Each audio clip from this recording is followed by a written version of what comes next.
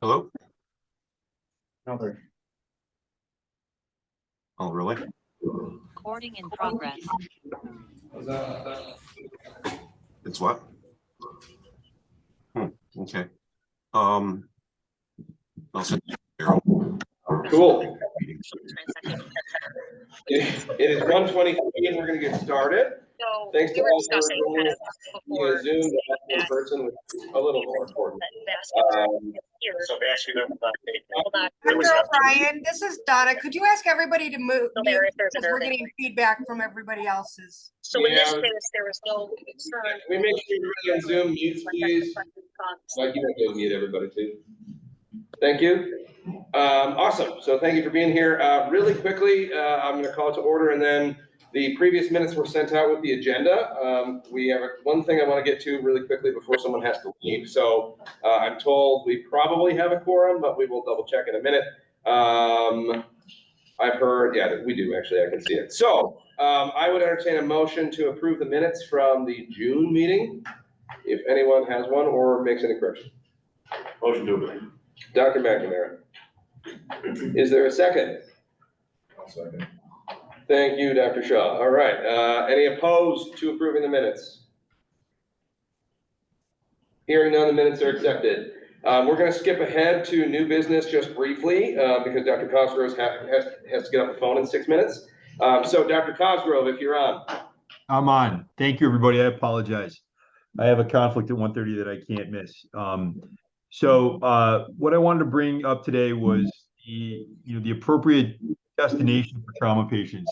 It seems in recent weeks to months, a lot of trauma patients show up at Catholic health sites that are and subsequently transferred, and it doesn't seem as though these cases are kind of unclear. The most recent one that I had was a automobile into a dump truck on 219, 65 miles an hour, complete destruction of the front of the car, airbags everywhere, splintered into a million. I really would hope that the leadership, the EMS leadership in the community really needs to kind of emphasize with their members the importance of appropriate destination patients. It's the same as, you don't want to take a stroke patient to, a facility that cannot intervene if you have two choices of equal distance, right? You never go to a non-stroke center. The travel time was the same one way or the other. You'd always go to the stroke center, right? Same thing with a semi-patient. But we just got to really emphasize this. Trauma protocols are in place because of the fact that if you take someone to the wrong destination, to a community hospital without the capacity to intervene, you could cost them their life. And I think that there's maybe a bit of, I don't know, I don't want to say people are cavalier, but there's the notion that, people are, they were walking at the scene. That doesn't mean anything. Blunt force trauma, high deceleration injuries can cause, all kinds of problems. So I just want to bring it to WREMAC's attention, and I would hope that we could put out some sort of statement to really reiterate to everybody appropriate destinations for not just the closest. Certainly, if it's a question of someone's unstable, you can't manage their airway, that's absolutely appropriate. Come to the closest place, we'll stabilize them and transfer them. But for someone who we're talking about another 5 minutes going to the county, with someone who, ran their car into the back of a dump truck at 65 miles an hour, and has chest pain and belly pain, they should be going to the trauma center.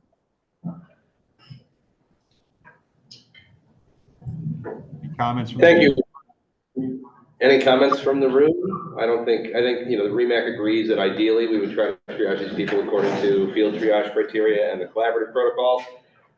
There can be some sticky situations when a patient insists on going to a non-trauma center, in which case I would encourage you to contact medical direction. Because, especially if you call ECMC, we can usually, we'll speak to the patient as well. But there's other things destination-wise that I think the WREMAC will send out, certainly including trauma, Dr. Cosgrove, to remind, just to remind and refresh everybody on where things, really should go, and then where things don't necessarily have to go. But I think a refresher is certainly in order. Any other thoughts on this? Anybody in the room or on the phone? Hey, Mike, Brian's can you hear me? Yeah, I can hear two people. Mike, it's Brian. So I would just say, I think this is an interesting opportunity for maybe a regional quality improvement project to take a look at cases that are getting transferred and then applying trauma triage criteria against them, trying to figure out which are the cases where the trauma triage criteria was not followed in the field versus what are the ones where it was followed and still there was a reason for transfer, and then maybe using that as a tool for further education. So I agree with what Ed is saying, and maybe if we take a deeper look into this, we can make more meaningful long-term improvements. I like that. There was another voice. Yeah, it's Beth from ECMC and the RTAC. That is a PI requirement that we do look at on the trauma side. We look at all the transfers that come in. But the biggest hangup that we have is that we do not have access for the scene to first hospital PCR. And that is one of the things that we've been pushing the state to try to get access to, because that's an ACS requirement for us, that we are to assess all the transfers that come in against whether the EMS followed trauma triage criteria or not. And our hands are tied in the sense that we can't even access the PCRs to look at the thought process, to look at what happened on scene or anything else. We can absolutely do education and put something out. I would ask the WREMAC to please look at the policies that are currently posted on the WREMAC website regarding trauma destination, because there are some conflicts in those policies, especially when it comes to age. They're the most accurate and current things are not reflected in the policy. But we also have the availability of the training. If anybody is interested in training for EMS, there is a state approved training that's out there that we have added case studies to. And we also did case studies at the last RTAC meeting, which I'll speak to in my report. Okay, I think that's well received. I think the first step would be, kind of the QI project portion of it to then assess what the educational needs are.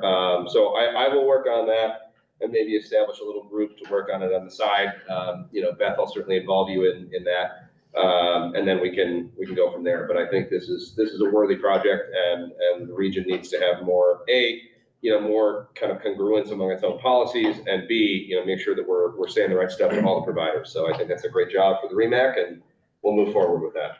Thank Any you, other thoughts? everybody. Thank you for your consideration and pushing me to the front. I very much appreciate it. Sorry that I have to get off. I apologize. No, Ed, thanks for being here. Okay, we'll leave the rest of the new business for when we get to it. But that then brings us first to the CMAC SEMSCO report. I see Dr. Walters sitting here. Yeah, I'll start, and I know I heard Dr. Clemency on the phone, so he can chime in also. And I know there was quite a bit in training and education that if someone from like Mickey or Todd is on, maybe they can speak to some of those things as well. But I'll just kind of hit a few of the highlights, because the meeting was back in September, and the next meeting is actually coming up in a few weeks on December 5th and 6th. But there were a few things that I think are worth mentioning here. So in the interest of time, I'm just going to kind of hit the highlights. There continues to be a lot of discussion about CONs, including one from this area. And a lot of the CON process seems to be continuously debated and discussed at the CMAC and the SEMSCO, or the SEMSCO really.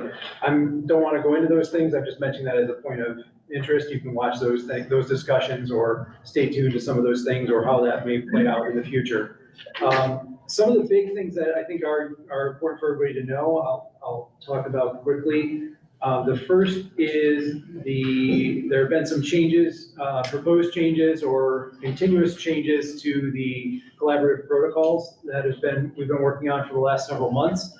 These changes to the protocols haven't taken effect yet, and trying to stay on a standard rollout of once a year coming out with new protocol updates. The goal is that these will come out after January, but the collaborative protocol group continues to work behind the scenes and is actually putting together a change log that's been discussed at these meetings, and that will all be shared as we get closer to the time that they'll actually be rolled out. We don't want to kind of put those things out too widely right now because sometimes it confuses providers. They see a change, but yet it's not yet in protocol. So as that time comes closer, we'll put out those changes in any education that needs to come forth at that time. The other big discussion was about a statewide alternative medication formulary policy. That there's been some good framework to that, and then it's going to be revised a little bit, discussed at the next meeting in a couple weeks. The intent of that is to say, in the era of drug shortages that we all face, have some predetermined substitutions for some of the medications in the protocols, and almost a tiered type thing. So there'll be the goal is to have some medications that you could automatically substitute if there was a shortage with just a simple notification to the WREMAC. And then if the shortages go beyond that group, that there will be other approvals as a class of medications that would require both some type of notification or approval by both the WREMAC and the state or the Bureau at that point. So that policy will be coming out. The whole goal is to try to make it easier for agencies to, when they have trouble getting a medication or things are back ordered, to be able to quickly notify the WREMAC and then institute an appropriate alternative. So that should be finalized at the next meeting in a few weeks, and we'll send that out when it is. A couple of things that have come up in the budget, the governor's budget or the state budget that passed last spring or this past year, I guess. There were a couple of things in there that were discussed and things that will be coming forward. One of the big things is performance standards for EMS agencies. And it puts that into regulation, and then those performance standards can be actually decided what the standards will be by the SEMSCO.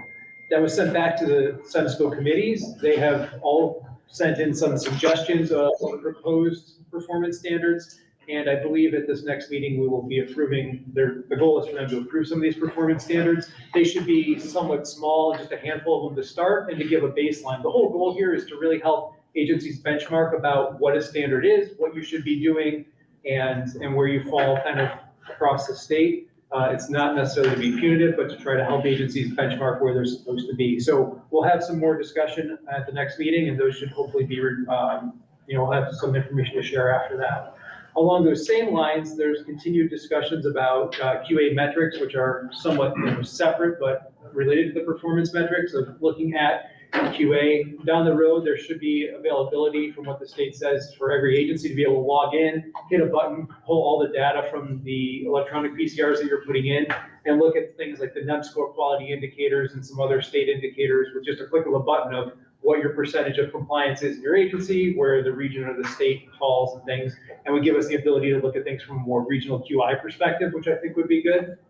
I don't have a time frame on when that will be out because I think it was supposed to be out by now, but I think that will make it easier to kind of look at some of these things. And again, look for agencies to look at where they're supposed to be. The one thing I would encourage everybody in the meantime is, as we pull more and more data from electronic PCRs, that data is only as good as what we put in the PCRs. And so I would start talking to your agencies and making sure when you're putting in interventions, whether that's medications, treatments, other interventions, blood glucose, things like that, that you're putting them in the right spot in the PCR, depending on what ePCR vendor you use, as opposed to free texting and putting it in your narrative.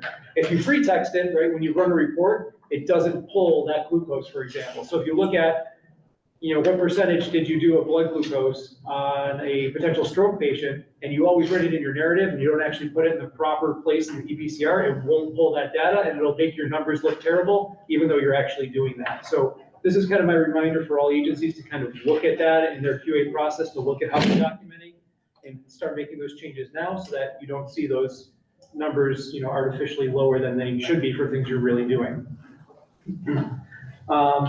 Then two other things I'll just mention quick. One is there was some discussion, there's been ongoing discussions about credentialing policies at the regional level or the WREMAC level, and some issues from other parts of the state in that. Our WREMAC actually has been kind of cited as a place that has a good policy and one that they're encouraging other regions to kind of look at, but there's going to be an ongoing group looking at credentialing policies, compliance with the regulations, the law, so that these things actually have some teeth and make sure that they're all done the correct way. as those discussions happen, we'll be involved. We may have to tweak our policy here or there if there's some other guidelines or best practices to go along with that. And then nope, I think that's it. And then I don't know if anybody else is on, Dr. Clemency or Todd or Mickey, if you have anything else you want to add specifically along training and education, because I know there's a lot of discussions there that I'll defer to you for those things.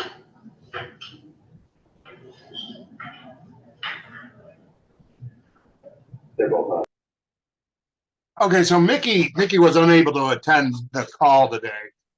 On the education and training front, emergency regulations for education are still in process. They talked about hazmat education. A lot of folks have been using the ISO 5A. They're stating that that does not meet the national standards. There are 2 choices online for free that meet the requirements. And we can forward those on from the WREMAC office if you would like. There's going to be a CIU program at Vital Signs, which is completed.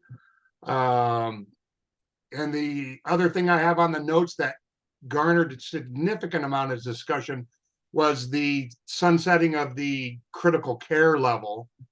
I know rural providers are super sensitive to that, but no determination has been made at this point.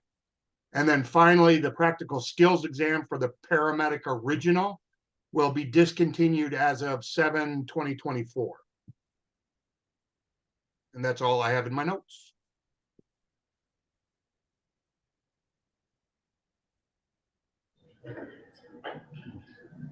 All right, we'll move on. Chairman's report, the bylaws are attached. We will talk about that under old business. We are not voting on those today.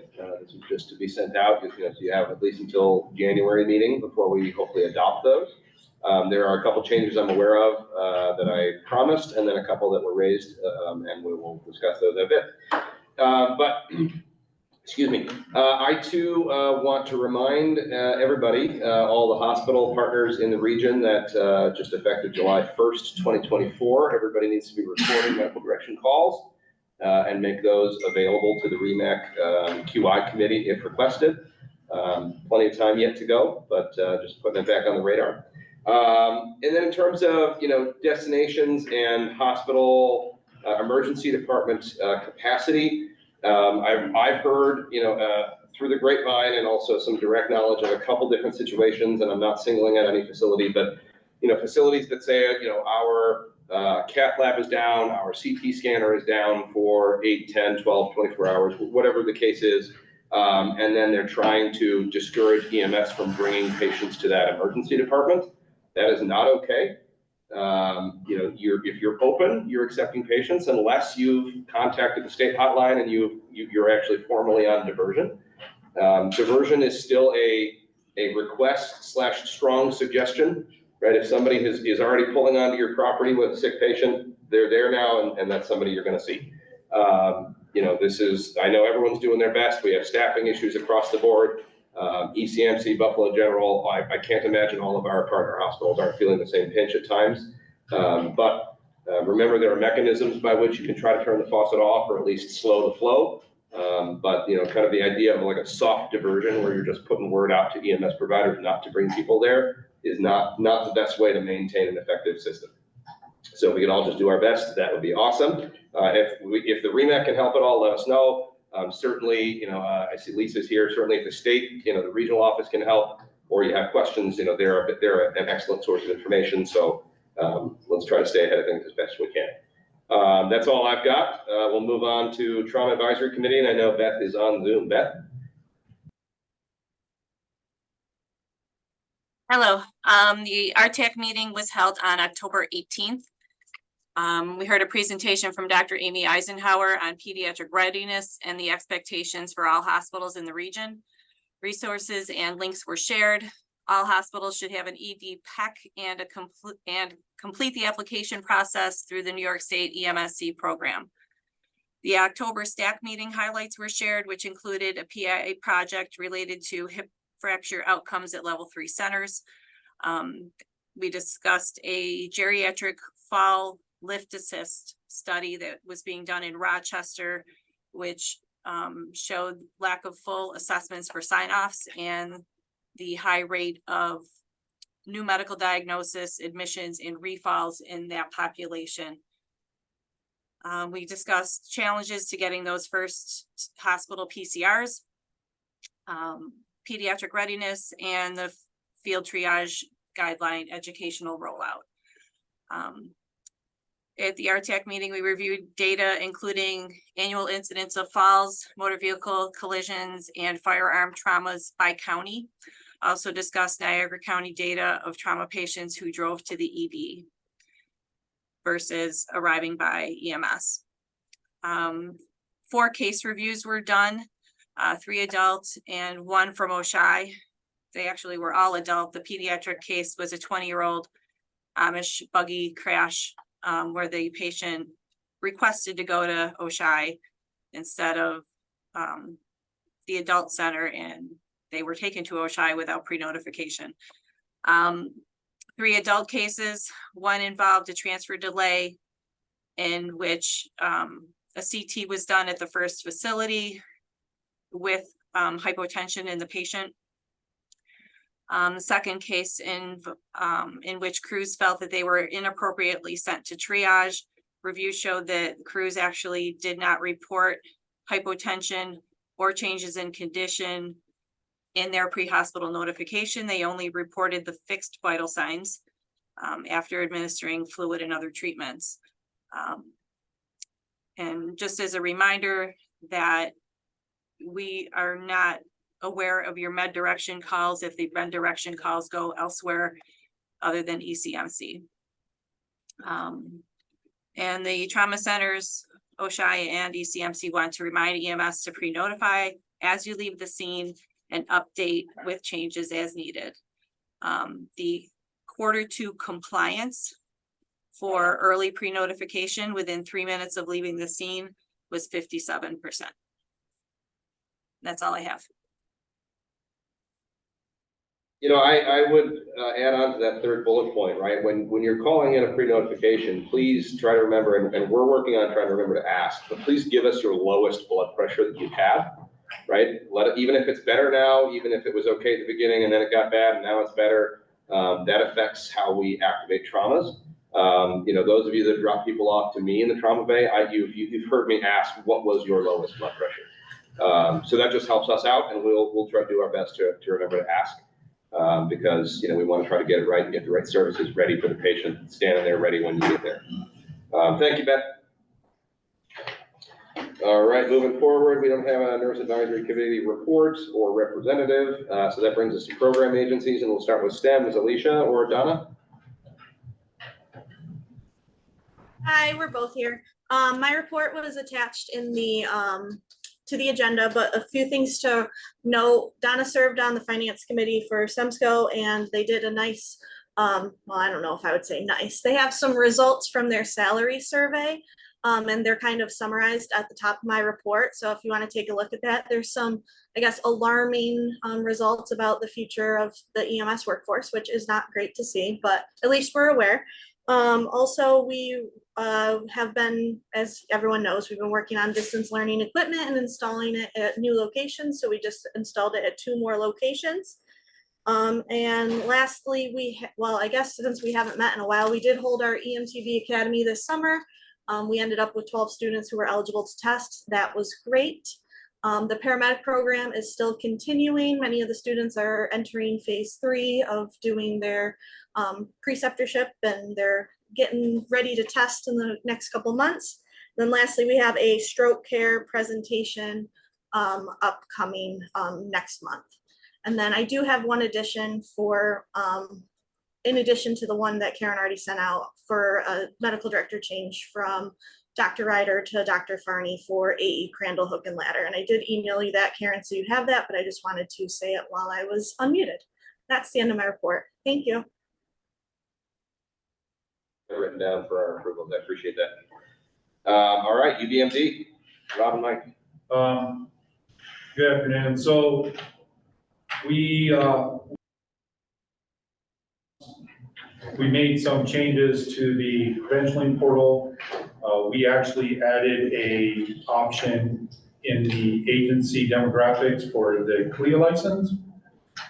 This is going to help us track CLIA license a little better because through some of the inspections, we've noticed that agencies don't have a CLIA license that are approved for blood glucose.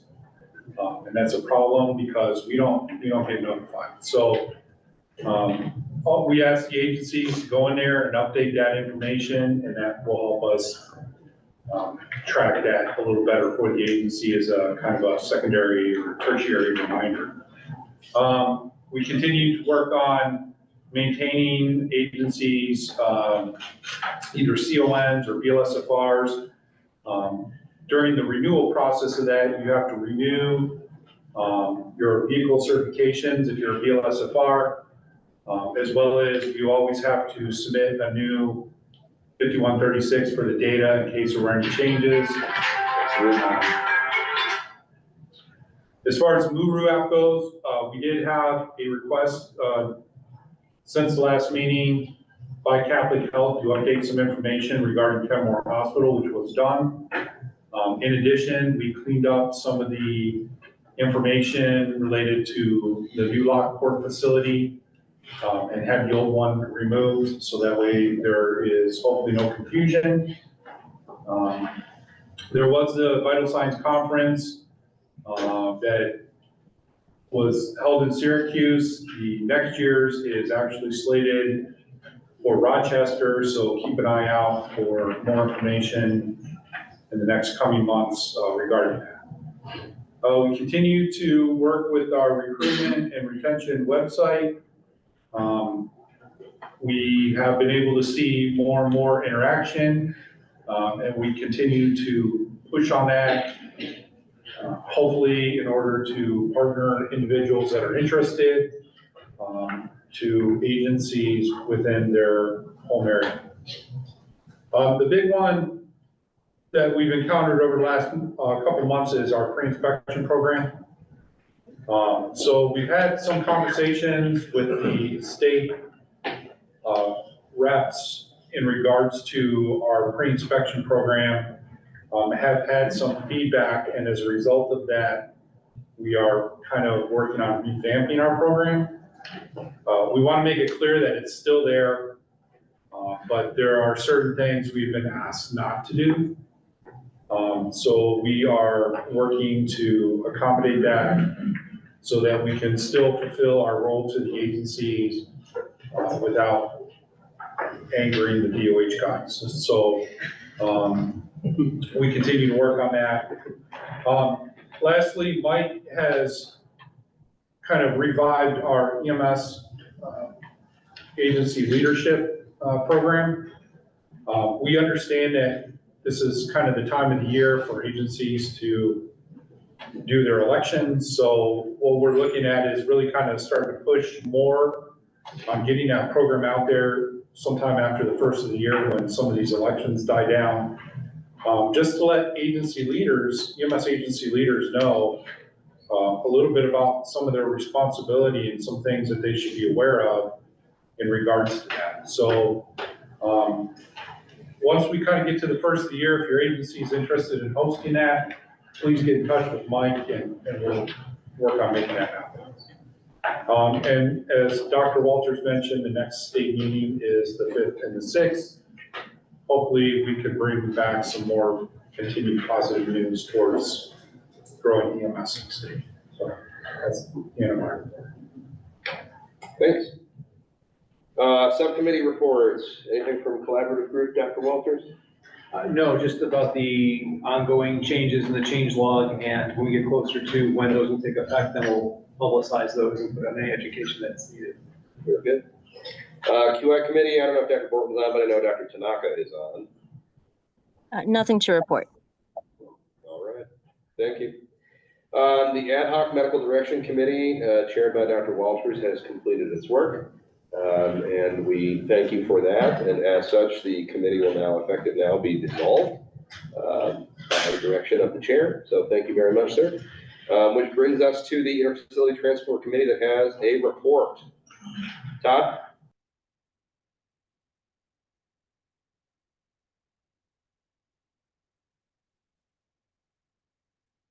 Todd, if you're talking, you're not unmuted. Okay, sorry about that.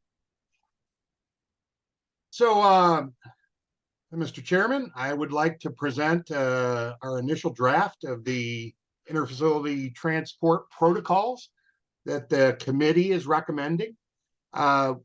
We fully expect the doctors to offer edits, deletions, additions. So we really want the WREMAC to review this document and offer any changes. I'd like to express my thanks to first the Milrims document. That really was a source document for us. Their SET protocols that were embedded into their interfacility transfer protocols is a very fine piece of work. However, it would not fit neatly into our region, but we did use that as a source document, and I want to express my gratitude to their pursuit of excellence in that document. Having said that, the IFT committee, I think, put a pretty good document together, and we are looking forward to the WREMAC's assessment and suggestions for change.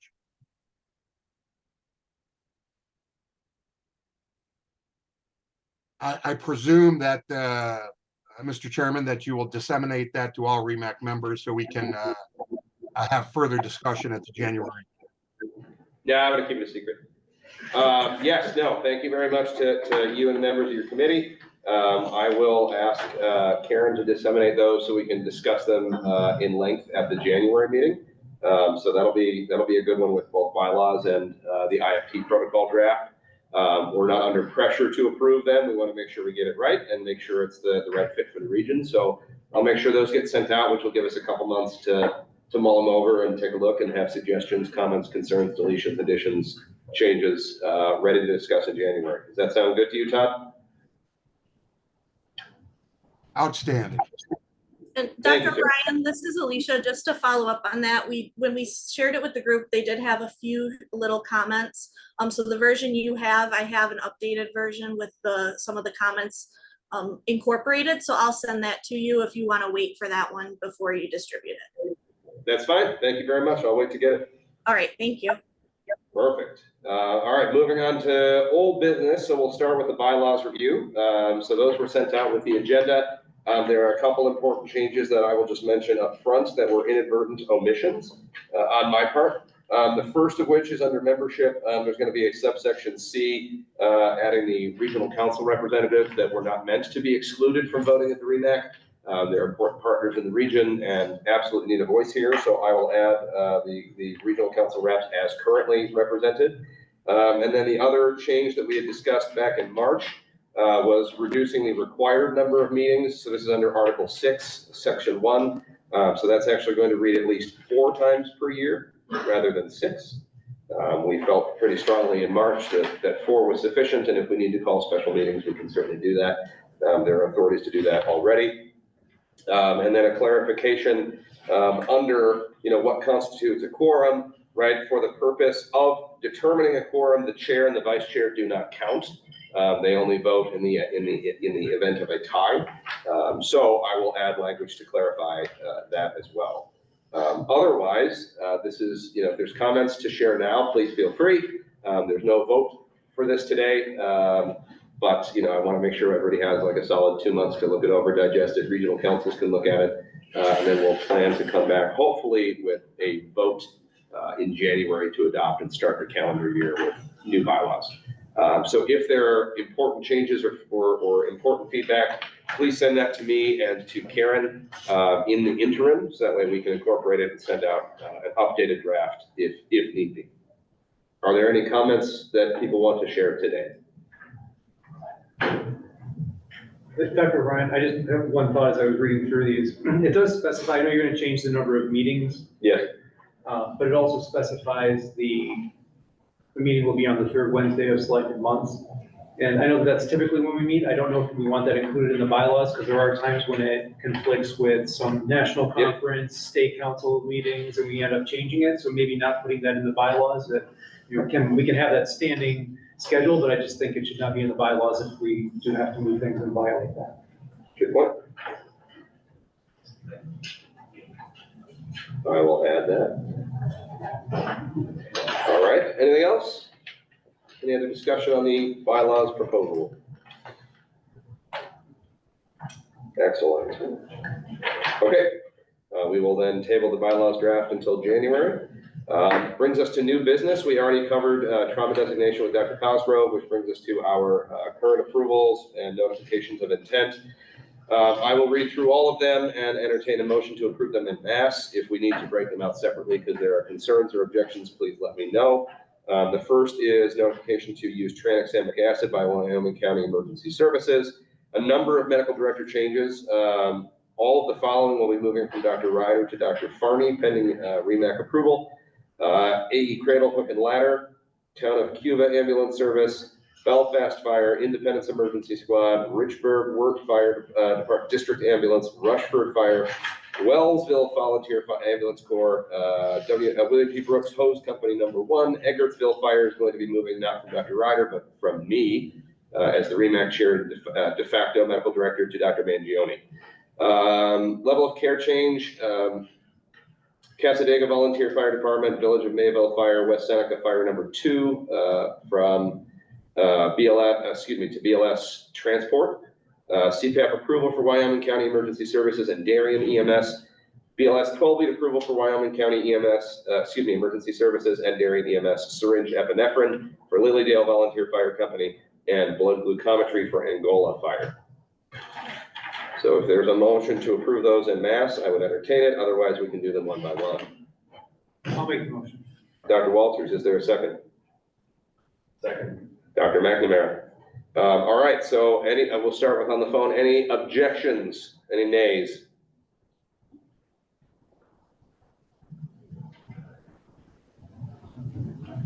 Hearing none, we will pass by unanimous consent. All are thus approved. Does anyone else have any new business before the REMAC today? Mike? Yes. So this is Brian Clemency. At the December state meeting, we'll be presenting another national study that Dr. Lerner had begun before she passed.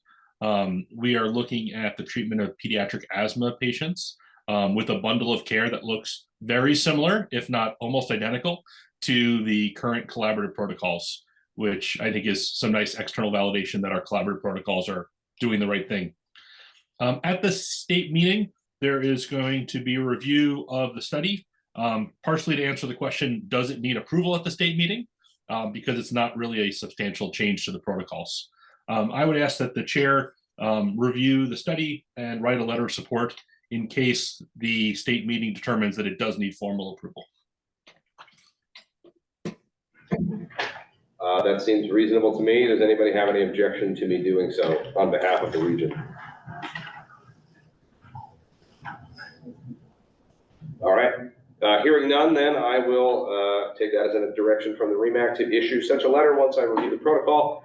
So Dr. Clemency, when you have a chance to send that to me, I'll take a look and draft you a letter. Thank you. All right. Any other new business?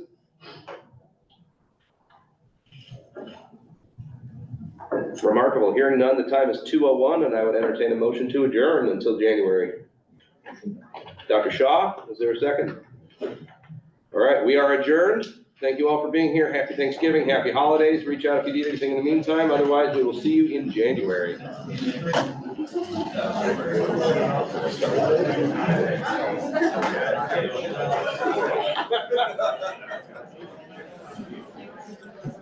Good job.